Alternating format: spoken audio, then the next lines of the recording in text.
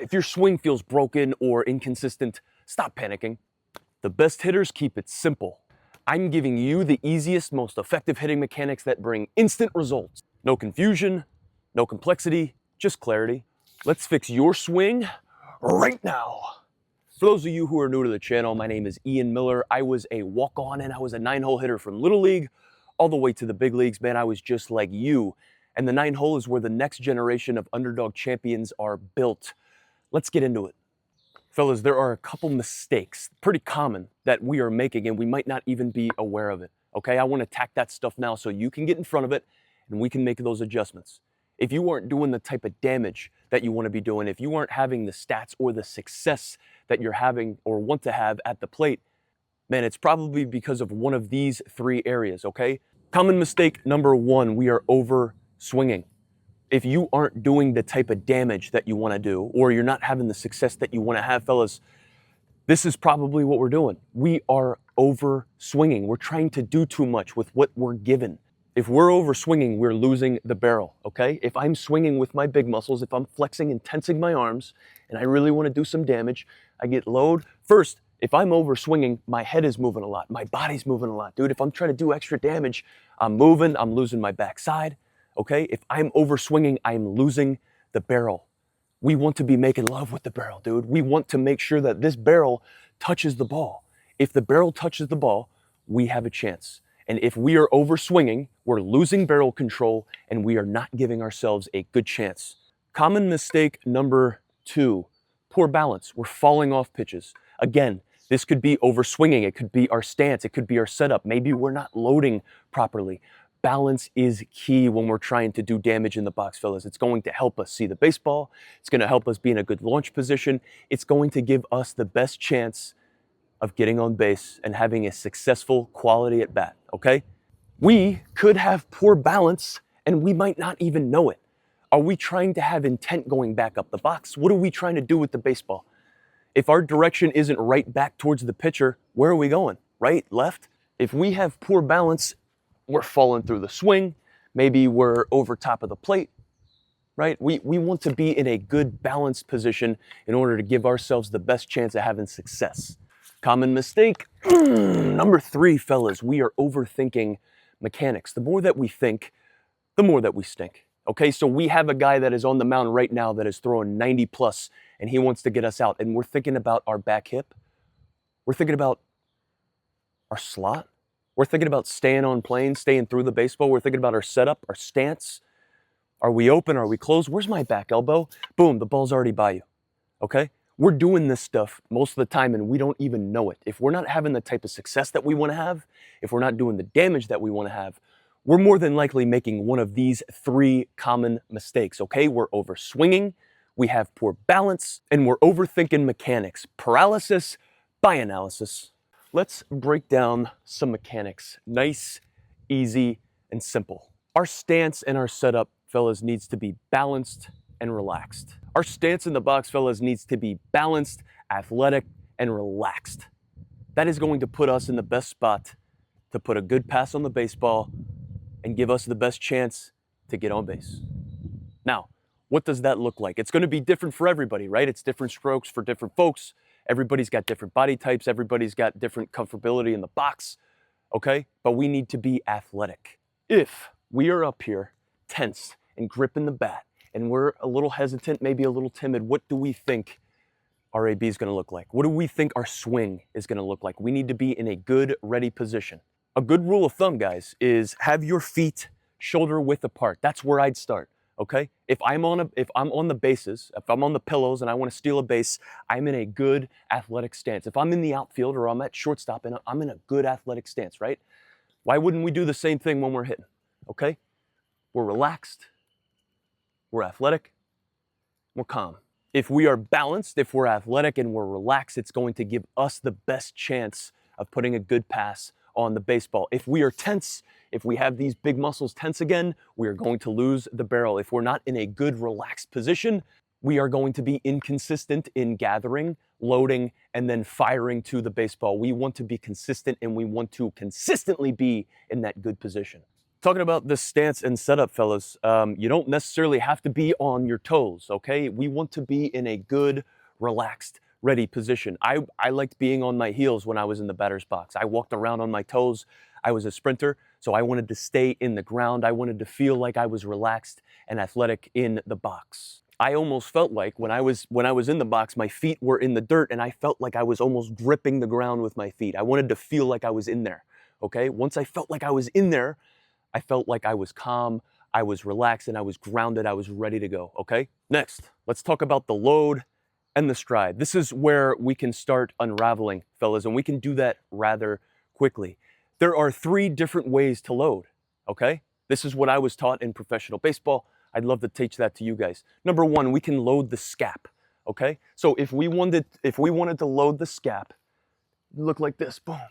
If we want to load, we can load the scap. I feel it right here, and I am holding that, and I am gaining that, and I am keeping it, okay? That's not how I necessarily did it, okay? Number 2, we can load like this. We can bring our belt buckle back to the catcher, okay? So if the pitcher's right over here, this is what it's going to look like.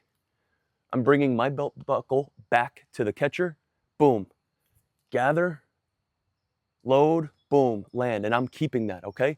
1, we can load our scap, okay? It looks like this. Loading my scap, ready to fire from there. Number 2, I can load my belt buckle back to the pitcher, boom. Or number 3, this is the way I like to do it. I would think about my back hip, okay? So I wanted to rotate around my back hip, and I wanted to keep that, and I wanted to hold it, okay? So I would think about this back hip as like a pillar that I'm rotating around, okay? So number 3 is the back hip, boom. I'm loading into that back hip and I'm keeping it. So it look like this. All right, that's where I'm firing from. So there's 3 ways to load. We do not have to overcomplicate it, okay? Number 1, we can load the scap, this big back muscle, boom. All right, can fire from there. I didn't necessarily like that because that made me be like a whole, I was more upper body dominant when I was doing that, and I really wanted to stay away from that. Number 2, we can load belt buckle back to the catcher, okay? We want to keep everything this way. We don't want to go east and west, guys. We want to keep it north and south, up towards the box, up through the box, past the pitcher, towards second base. That's where our momentum is going. We're staying up back past the box, okay? Number 1, we can load the scap. Number 2, we can go belt buckle back to the catcher, okay? Number 3, we can load around that back hip. I wanted to think about it like this, fellas. If I see a crease right here, okay, this lets me know that I'm loaded. Boom. You see that crease right here? You can see the crease in my groin and my pants right here. That's how I knew that I was loaded, okay? That's how I went about my business. That's how I did it. So this load is going to be a small, controlled move back. We want to be controlled. We want to make sure that our head is staying still. If we're loading and our head's going like this, dude, what do we think the ball's going to do? The ball's going to be jumping. This guy's not throwing knuckleballs, man. He's throwing a fastball, okay? So let's not overcomplicate it. The load is going to be a small move back, under control, and the stride is going to be a small move as well. It's going to be all under control. Fellas, if we load, okay, this is what I used to do. If we load and then we lose it with a big stride, we just gained that momentum and we lost it. There's nothing there, okay? So our goal is to get this gather, whether it's loading the scap, whether it's belt buckle back, or whether it's back hip. We want to keep it, we want to gather it, keep it, and when we land, we want to make sure that we still have it, okay? That's going to be the key. If you are loading, gathering, and then when you land, you lose it, you're defeating the purpose, bro. Now, let's talk about swing path and barrel control. There is a ton of research out there that says we need to swing down. There's a ton of research that says we need to swing up. There are dudes out there that are giving hitting lessons like this, okay? There are different strokes for different folks. There's not one way to swing a baseball bat. Okay? The only thing that I'm saying is our bat path needs to be direct. Okay? It needs to be under control. We cannot lose the barrel. Oftentimes, fellas, when we overswing or we try to do too much or we get into a hitter's count, we tend to get long. Okay? We aren't staying short, compact, and direct towards the baseball, dude. Maybe we go out and around. Maybe we pull out and we cast. Okay? But we are losing barrel control. We need to stay short. We need to stay compact. We need to be direct. Right to the pitcher, right back up the box. If we catch it out in front, we might lose a baseball. But we're not talking about swinging up. We're not talking about swinging down. If we start thinking about it, we're going to start stinking about it. Don't think. See ball, hit ball. There are a couple drills we can incorporate in order to fix a bad bat path, in order to fix a bad swing, an inconsistent swing. Okay, we see Juan Soto doing this drill all the time. Knob to the ball. Okay, we got somebody that is flipping us right over here. Boom, we can start on the tee. Boom. If we have a tee right here, set up, boom, boom. If somebody's flipping to us, boom, boom. Why are we doing that? Because our barrel follows the knob. If we throw our knob at the baseball, our barrel is going to follow. Okay? If we want to be more direct, if our bat path, if we're losing it, if we're coming out, if we're casting, if we're going long, let's start working on being short and direct to the baseball. Shoot your knob at the baseball, and your hands and this barrel are going to follow. If Juan Soto's doing it, maybe it can work for us. That dude's got a pretty decent swing. If we need to make some adjustments in our balance, it's going to be great for us to get in our landing position, okay? We want to be firing from our landing position. So we talked about this load, this gather, and then the stride. We want to be under control, fellas. If we are starting, our balance is like east-west, like I was talking about, we're going to be in trouble, okay? I would incorporate this into my tee work, into my flips, everything. I'd even do this in BP, dude. So however you're going to load, right? You can do a toe tap, boom.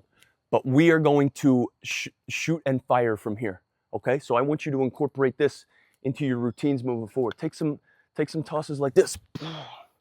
If they're flipping to you, get in your landing position. So we want to consistently get here. How do we consistently get here?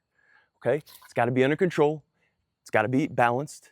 And it's got to be athletic. So let's practice getting there, and then let's practice firing from there, okay?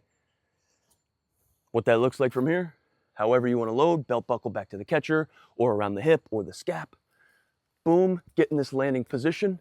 I'm good, I'm ready to fire. Flip, boom. Practice getting there, practice being balanced, practice being athletic, and incorporate that into your routine.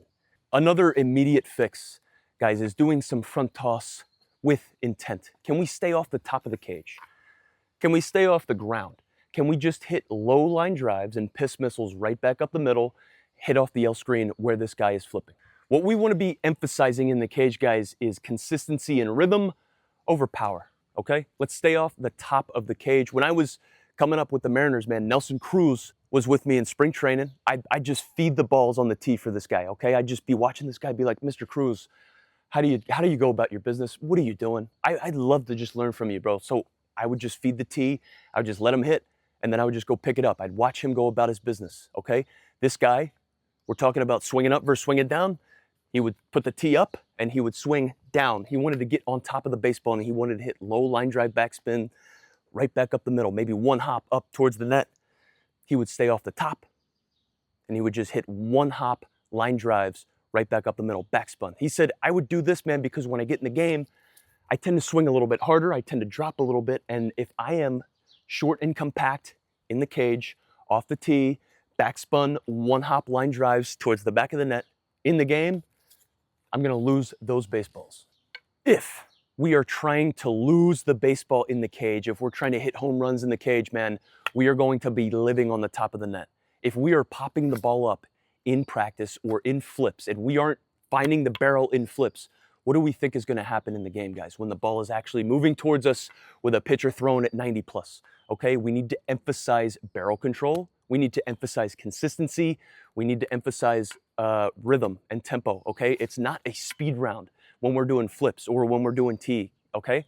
When we're taking BP, is it Machine Gun Kelly, dude? Or are we taking a swing, taking a breath, getting set, taking a swing, taking a breath, getting set, right? It's not a race, guys. We are working here, okay? Slow and steady wins the race. It's not see how many reps you can do as quickly as possible, bro. Focus on quality over quantity, especially when we're doing soft toss, especially when we're doing tee. Lastly, fellas, we have to have some sort of mental simplification. What does that mean? Dude, we have to have confidence. And if we are overthinking, if we are making things way more difficult than they have to be, we are not going to be confident, okay? What does that look like, man? It looks like the words that you use in your head. How do you speak to yourself, okay? Are you confident in your ability? Do you believe that you're going to be able to go up there and have a quality at bat? Or are you just hoping and wishing and looking and sitting, okay? Let's talk about verbiage that we use as hitters, man. We need to be aggressive. We need to be confident. We need to be hunting for something. We're not looking for something. We're not waiting for something. We're not sitting on something. Fellas, if we have that passive mindset, okay, where we are just waiting and hoping and wishing, dude, that is not an effective hitting strategy. We need to play fearless baseball. We need to be foaming at the mouth for that fastball, okay? If we're thinking about anything other than being aggressive, seeing the baseball, we're going to stink. See ball, hit ball. Man, that is as simple as it gets. If we start overcomplicating stuff, we are going to lose confidence. We are going to start overcomplicating stuff in our head. Dude, I'm just saying the same shit over and over and over again, right? We need to have a confidence cue, okay? See ball, hit ball. One pitch, one zone. Let's keep it simple. The more that we start trying to implement stuff and add stuff and try to do more stuff, the more difficult we're gonna make it for ourselves, man. Lastly, dude, we have to have approach clarity. Do you understand what you're going to do with the baseball when that pitcher is dumb enough to throw it over the heart of the plate? There needs to be one singular thought, the last conscious thought as you walk into the box. If we are thinking about our mechanics, if we're thinking about what pitch he threw last time, if we're thinking about what our homework is after this game, if we're thinking about what the transfer portal looks like this weekend, we're gonna be in trouble. For me, I was not the best hitter in the world. I was a 9-hole hitter, dude. I was a little pipsqueak. I was really good at hitting fastballs right down the middle. That's what I practiced hitting in the cage, in BP, in games. So if that's my strong suit, that's where I can do the most damage. What do you think I'm gonna be sitting hunting, right? What do you think I'm gonna be hunting during the game, okay? We need to have an approach. We need to be locked into it. One pitch, one zone. You can't cover the whole plate. You can't cover his whole arsenal. You can't be on the fastball and the curveball and the knuckle curve and the changeup and the cutter. Pick one. Sit on it. Be all in on it, dude. That's what being an aggressive professional hitter looks like. You need to be all in on your approach, and you need to understand that. What the pitcher is trying to do is he's trying to get you off of your approach. He's trying to get you to deviate from your approach, man. That's his goal. You need to be steadfast in that approach. The approach is so huge, guys, because if that isn't Paul Skeens on the mound throwing 102 miles an hour with tree trunk legs, right, the size of my waist, then there's only 4 ways that he's going to be able to get us out. That's why the approach is so huge.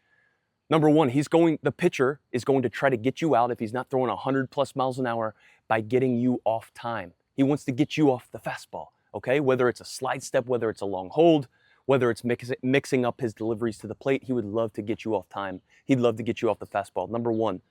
Number two, he wants you to expand the zone, okay? So he wants to nibble. He wants to throw some pitcher's pitches.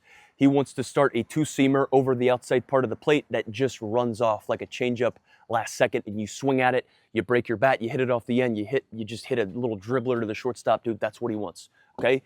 He wants to get you off time. He wants to get you to expand. Number 3, he wants to get you in between. So maybe he shows you a first pitch curveball. Maybe he shows you a first pitch changey, right? He wants to get you in between. Oh my goodness, I just saw that knuckleball.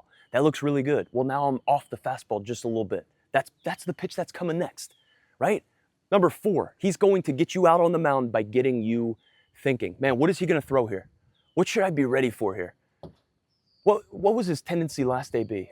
What was happening the last time there was a runner in scoring position first pitch, right? He wants you to think. Those are the 4 ways that he's going to get you out if he's not throwing 102 on the mound, fellas. He's going to get you off the fastball with his timing.